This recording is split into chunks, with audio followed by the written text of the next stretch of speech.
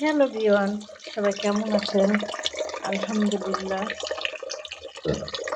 আমিও ভালো আছি, আপনারা ভালো আছেন। এখন আমি শর্মা মুরগির ভিজাবো শর্মার জন্য। আজকে শর্মা খাবে,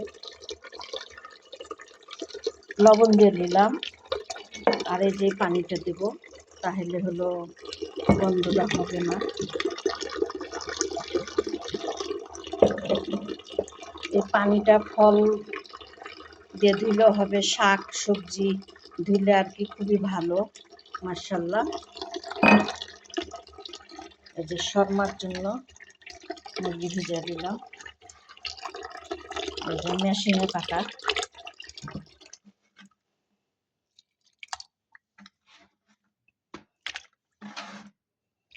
পানিতে কিছুক্ষণ ভিজিয়ে রাখবো।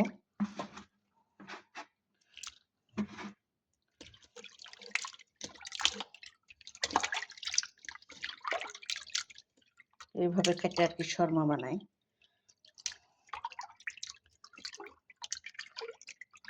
এখন আমি ভিজিয়ে রাখলাম, কোনো গন্ধ নাই। খালি মাংস বাদ দিয়ে সব কিছু আমি এটা দিয়ে ধুই আর কি। মাংস ধুই না, মাছ, তারপরে ফল সবজি এগুলো দিয়ে ধুইলে আর কি ভালো হয় এটা।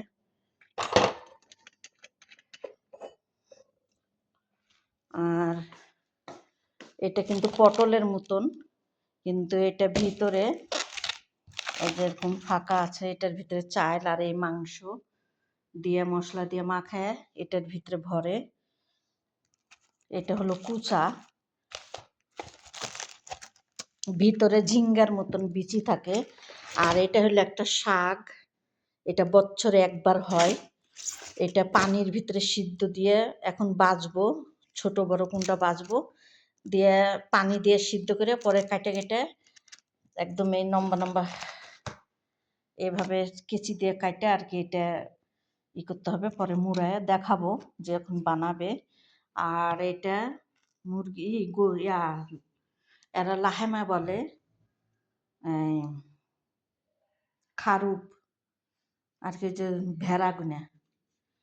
আর এটা মেশিনে থেকে এটা বাড়াই আছে, এই জন্য হাড্ডি গুনে নিয়ে এনেছে। এটা মুসুরির ডাল দিয়ে স্যুপ বানিয়ে খায় এরা, মুসুরির ডাল দিয়ে স্যুপ বানিয়ে খায়। আর এগুলো হলো শিলবারের, এই যে গাছ দিক, এরা গাছ দিক বলে। আর এখানে একটা টক দই এনেছে, এই যে টক দই। আর এটা একটা কি,